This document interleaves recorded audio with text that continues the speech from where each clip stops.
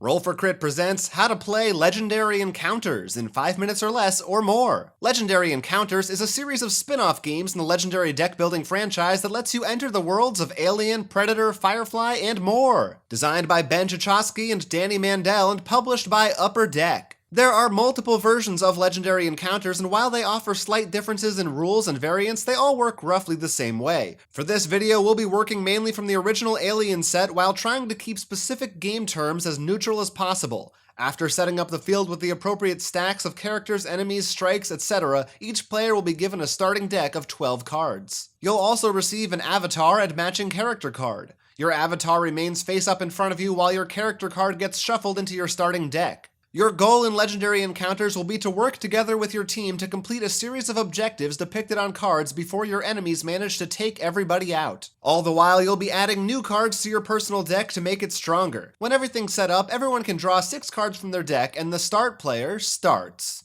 On your turn, the first thing that you'll do is draw a new card from the face-down enemy deck, moving it onto the first space to its immediate left. If there is another card there already, it gets pushed one space to the left, and so on. If a card is on the final space and gets pushed over again, it moves down to the combat zone. If the card was still face down when this happened, it gets turned face up so everyone can see what it is. At the end of a player's turn, cards in the combat zone will attack them, which is bad. After adding a new card to the lineup, you can play character cards from your hand. Each character card has 2 icons in the corner indicating their team and class affiliations, which could be important depending on the text of your cards. Down at the bottom, you might see a number and a star symbol, which stands for recruit points, a number with a scratch mark, which stands for attack points, a cost, and text with gameplay instructions and/or special keywords. You can play the cards in your hand in any order you'd like, and you don't have to play them all, but once you do, they go face up in front of you, and you need to resolve their text right away if possible. If you see a team or class symbol in the card text, it means that you need to have played a card with that icon previously in the turn in order to use that aspect of the card. Attack and recruit points are granted to you immediately but don't need to be spent right away, so you can wait until the end of the turn to spend them all at once.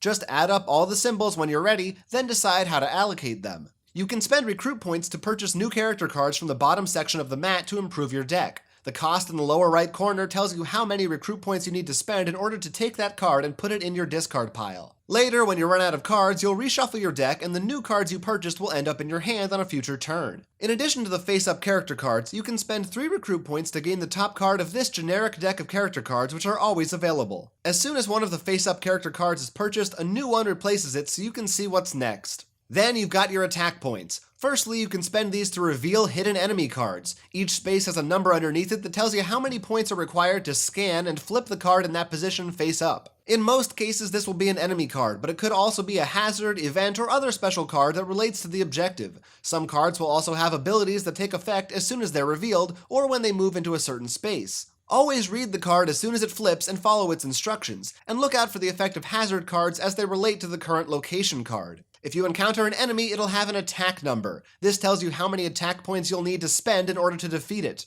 You can't attack an enemy unless you can meet the full value of that number. If you're able to do so, then the enemy is removed from play and placed in the appropriate discard pile. Enemies can be attacked whether they're in one of these 5 original spaces or in the combat zone. You can attack, scan, and recruit as much as you're able to and in any order up to you. Once you're finished, check out the combat zone. If there are any enemies there, you take a strike card for each one. Strikes can have different nefarious effects, but usually they'll take health from you. Your avatar roll card comes with a printed amount of health, and if you have strikes equal to that number, your character is dead and eliminated from the game. There are ways to heal damage, however, if all players die, then it's game over. If you're still alive, then you get to discard your played cards and draw a new hand of 6 for your next turn. If your deck runs out, just shuffle your discard pile and start again. Continue taking turns in clockwise order like this until you've completed your given objectives. Objectives must be completed in order. They may require you to find certain cards or defeat certain enemies. Once you finish one, move on to the next, and once they're all completed, you've won the game. Each Encounters game will have multiple keywords on cards that you should read up on, but one of the most common and important ones is Coordinate. If a card says Coordinate on it, you can play that card on another player's turn to help them out. They'll get to use a virtual copy of that card, receiving its points and effects, while you get to discard it and draw a new card to replace it.